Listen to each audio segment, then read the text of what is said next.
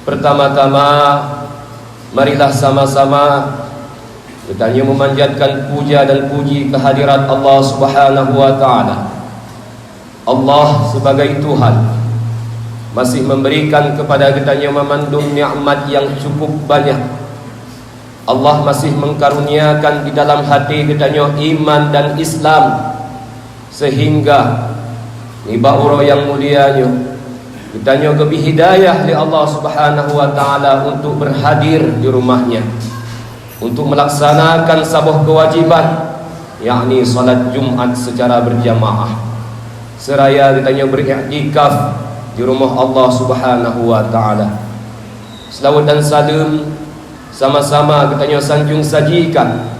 Semoga Allah Subhanahu wa Ta'ala menyampaikan rahmat dan kesejahteraan kepada baginda Rasulullah sallallahu alaihi wasallam, juga kepada para keluarga dan sahabat beliau sekalian. Kaum muslimin yang dimuliakan Allah Subhanahu wa Ta'ala, sebagaimana biasanya sebelum khatib membacakan rukun dua al-khutbah, khatib akan memberikan tausiah ataupun mau'izah yang mudah-mudahan menjadi bahan renungan, menjadi bahan pelajaran kepada khatib pribadi dan umumnya kepada kita semua sidang jamaah yang dimuliakan Allah Subhanahu wa Ta'ala. Alhamdulillah, sekarang kita berada di dalam satu bulan yang mulia, satu bulan yang memang dijanjikan oleh Allah Subhanahu wa Ta'ala, yakni bulan haram, bulan yang di dalamnya terdapat keberkahan dan kemuliaan yang telah Allah Subhanahu wa Ta'ala janjikan pahala bagi orang-orang yang berbuat amalan yang soleh.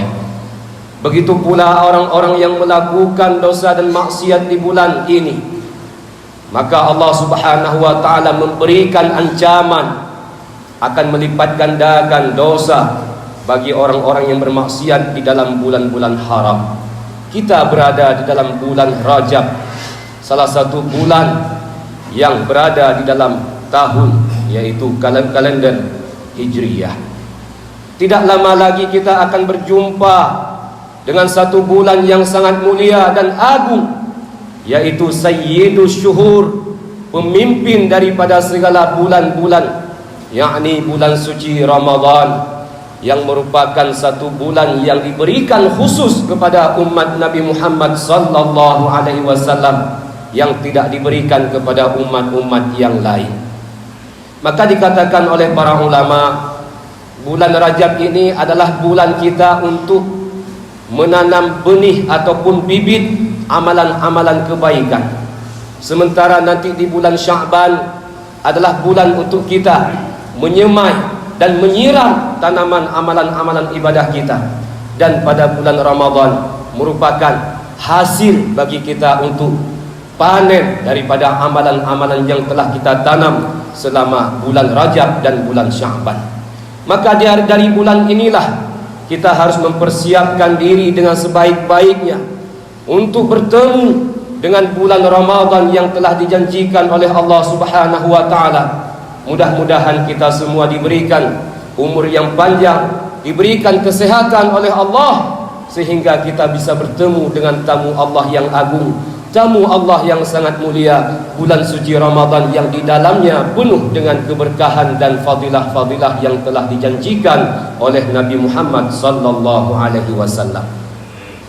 Maka salah satu persiapan yang harus kita lakukan menanti dan menyambut kedatangan bulan suci Ramadan di dalam bulan Rajab ini, oleh para ulama menganjurkan kepada kita untuk memperbanyak puasa dan memperbanyak istighfar kepada Allah Subhanahu wa Ta'ala, memperbanyak taubat kepada Allah Subhanahu wa Ta'ala, memperbanyak minta keampunan atas dosa, atas maksiat dan kesalahan yang telah kita lakukan selama kehidupan kita ini.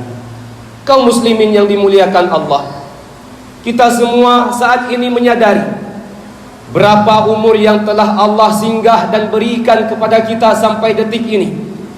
Kita yakin pasti banyak amalan-amalan dosa yang telah kita lakukan, yang amalan dosa itu mulai dicatat oleh malaikat Allah sejak kita akil balik, ketika kita masuk dalam usia mukallaf, ketika kita sudah tanda-tanda baligh, yaitu mimpi basah ataupun tanda baligh dengan usia pada usia genap 15 tahun dengan hitungan kalender daripada Hijriyah. Maka mulai saat itu amalan-amalan yang kita lakukan, perbuatan, perkataan akan dicatat oleh malaikat Allah yang ditugaskan oleh Allah Subhanahu wa taala. Kalau kita melakukan amalan yang baik, mencatat di malaikat. Menyerta pun amalan-amalan yang buruk, juga malaikat tidak akan lalai sedetik pun untuk mencatat amalan-amalan keburukan tersebut. Apabila kita renungkan, kita menyadari hal ini, tentu pasti kita akan merasakan sungguh banyak sekali sudah dosa dan maksiat, kesalahan kepada Allah yang kita lakukan, baik itu sengaja ataupun tidak, baik itu kita sadari ataupun tidak, baik itu pada siang hari ataupun malam hari, baik itu kepada Allah ataupun kepada manusia, bahkan kepada orang tua kita yang kadang kita durhaka kepada mereka. Dan itu termasuk dosa yang sangat besar di hadapan Allah Subhanahu wa ta'ala. Kaum muslimin yang dimuliakan Allah, kita bukan nabi dan bukan rasul, yang mana para nabi dan rasul ini sudah dijanjikan Allah dengan kemaksuman. Artinya para nabi dan para rasul Allah Ta'ala bebaskan daripada dosa dan kesalahan, sehingga para nabi dan rasul tidak memiliki dosa sedikit pun. Dan ini yang harus kita yakini dalam i'tikad Ahlus Sunnah wal Jamaah. Kita manusia biasa, maka selayaknya kita bertaubat kepada Allah Subhanahu wa ta'ala di setiap saat, kapanpun dan dimanapun kita berada. Karena disebutkan oleh para ulama, taubat hukumnya wajib secara fawr. Apa makna wajib secara fawr? Wajib secara segera. Ketika kita telah melakukan satu dosa, telah melakukan satu kesalahan, di saat itu pula wajib di atas kita untuk segera bertaubat kepada Allah. Jangan pernah ada niat dalam hati untuk menunda-nunda daripada taubat. Bek tak preh tengah watai bulan puasa tak taubat, bek tak preh tengah watai katuha tak taubat, takun nyo tengah masa muda tak puput laju be. Dosa-dosa bek tak fikir enteng figo tak fikir watai tuha. Menyo panjang umur kebi Allah merumpok taubat. Tapi menyo hana panjang umur, kadang kita nyo mati dalam keadaan maksiat, mati dalam keadaan dosa yang tengah kita nyo puput. Na'udzubillah thumma na'udzubillah, mati dalam keadaan su'ul khatimah yang dijanjikan kepada masuk neraka Jahannam. Na'udzubillah. Tidak ada orang yang ingin masuk neraka. Semua manusia, orang Islam pasti menginginkan kehidupan yang kekal abadi tinggoh, yaitu dalam kebahagiaan di dalam syurga yang telah dipersiapkan oleh Allah Subhanahu wa ta'ala. Tentunya kita semua meyakinkan bahwa syurga itu ada dan neraka itu ada. Maka kewajiban kita untuk mempersiapkan mana yang kita inginkan. Apakah kita ingin syurga yang penuh dengan kenikmatan, yang penuh dengan kelezatan dan segala hal-hal yang disenangi oleh manusia-manusia, ataupun kita memilih untuk masuk ke dalam neraka yang telah dijanjikan oleh Allah dan Rasul, azabnya sungguh sangat pedih. Maka alangkah bodoh menyona urang yang kepegah Allah hilun bah utamong neraka mentong. Hai tak fikir kat ibadat dalam dunia, cukup tak ibadat. Yang urang yang bangai, urang-urang yang kagak cabut nur hidayah dan iman li Allah Subhanahu wa ta'ala. Menyoleh katanya pernah takun yang laginya, maka segera taubat dan laki ampun kepada Allah Subhanahu wa ta'ala. Karena kematian yang namanya ajal hanta tujah. Kapan ajal itu akan datang? Kapan malaikat maut itu akan mencabut nyawa kita? Apakah kita dalam keadaan ibadah? Apakah kita dalam keadaan maksiat? Ataupun dalam keadaan sedang menzalimi orang yang lain?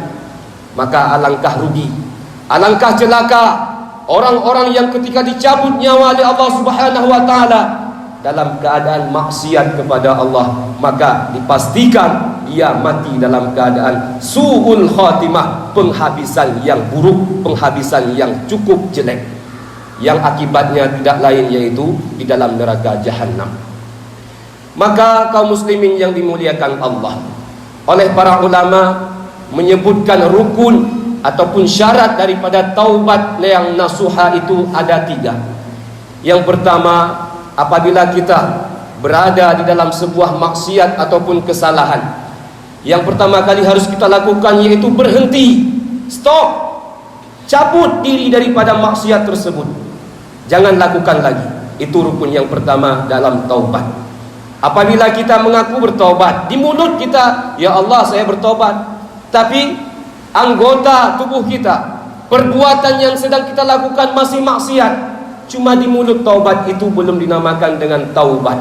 Karena hakikat dan rukun syarat taubat yang pertama yaitu mencabut diri daripada perbuatan maksiat yang sedang kita lakukan, berhenti daripada maksiat tersebut. Yang kedua disebutkan oleh para ulama, syarat taubat yaitu kita menyesali atas dosa, kesalahan, perbuatan maksiat yang telah kita lakukan. Harus ada rasa menyesal dalam hati atas apa yang telah kita lakukan. Karena ada sebahagian orang, dia telah lulus melakukan syarat yang pertama, berhenti daripada maksiat, tetapi dalam hatinya tidak pernah menyesal dengan apa yang telah dia lakukan di masa yang dahulu. Bahkan dia bangga menceritakan kepada orang yang lain dosa-dosa yang pernah dia lakukan. Cukup bangai nyona orang yang menceritakan keaiban, karena dosanya ibarat aib, ibarat keburukan yang kita lakukan. Menyota banggakan keburukan di hadapan orang yang lain, maka dipastikan dia adalah orang yang sangat bodoh.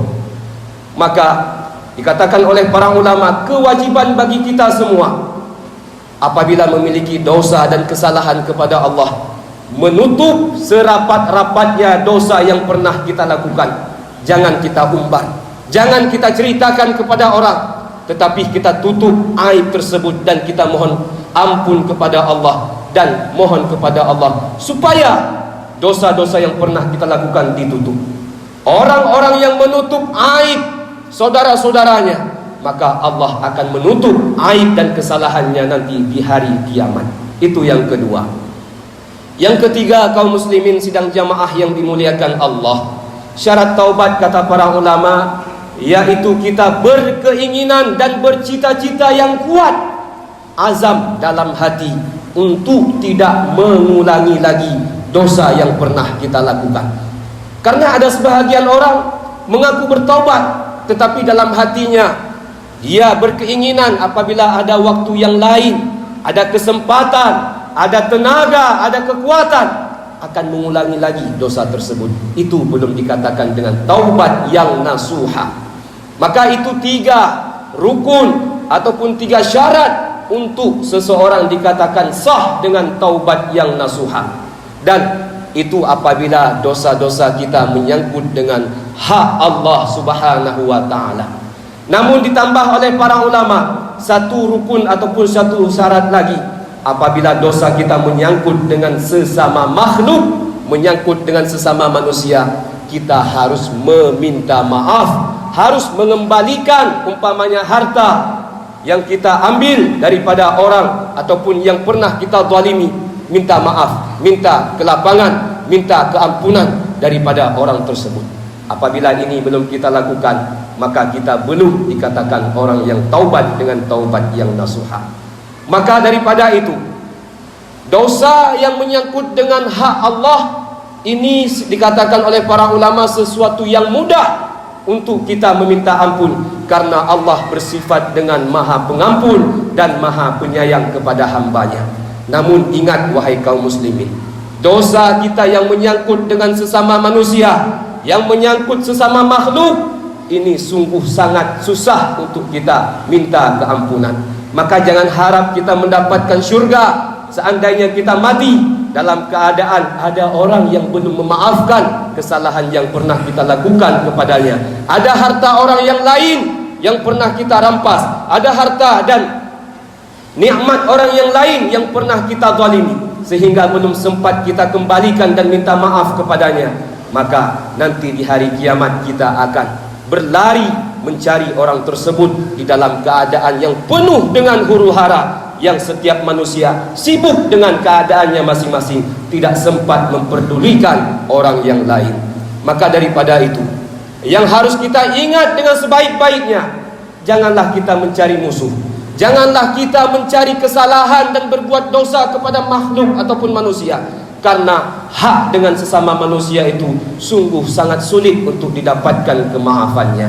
Mudah-mudahan ini bermanfaat kepada kita semua, dan di dalam bulan Rajab ini kita memperbanyak taubat kepada Allah dengan cara beristighfar kepada Allah dengan sebanyak-banyaknya. Dan dikatakan oleh sebahagian ulama, di antara zikir ataupun istighfar yang baik untuk kita amalkan di dalam bulan Rajab ini, yang tinggal beberapa hari lagi, kita amalkan di waktu pagi setelah salat subuh, yaitu Rabbighfirli warhamni wa tub alayya sebanyak 70 kali, dan di waktu sore hari baik setelah salat asar ataupun setelah maghrib kita baca Rabbighfirli warhamni wa tub alayya sebanyak 70 kali.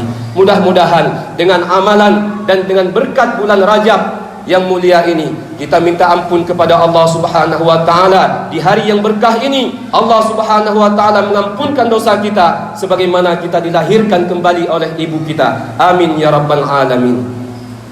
Alhamdulillah, alhamdulillahi rabbil alamin, wassalatu wassalamu ala sayyidina Muhammadin sayyidil mursalin wa ala alihi wa sahbihi ajma'in. Amma ba'du, fa ya ibadallah, ittaqullaha haqqa tuqatih wa la tamutunna illa wa antum muslimun. Qala Allah subhanahu wa ta'ala fi kitabihil karim, a'udzu billahi minasy syaithanir rajim, bismillahirrahmanirrahim. Qul huwallahu ahad, Allahus samad, lam yalid wa lam yulad wa lam yakul lahu kufuwan ahad. Barakallahu li wa lakum fil Qur'anil Karim, wa nafa'ani wa iyyakum bima fihi minal ayati wa dzikril hakim, wa taqabbala minni wa minkum tilawatahu innahu huwas samiul alim.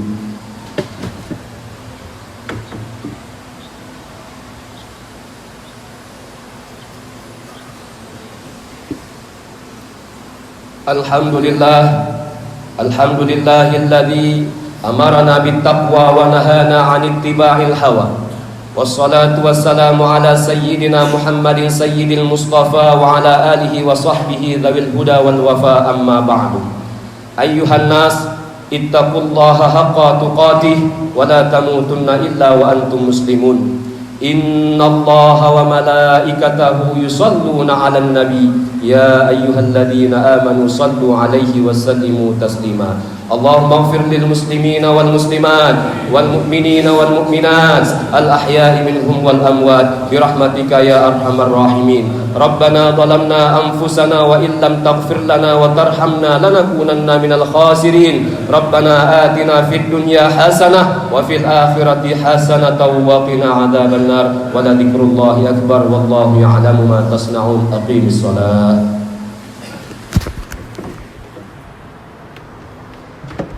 الله أكبر الله أكبر أشهد أن لا إله إلا الله أشهد أن محمدا رسول الله حي على الصلاة حي على الفلاح قد قامت الصلاة قد قامت الصلاة الله أكبر الله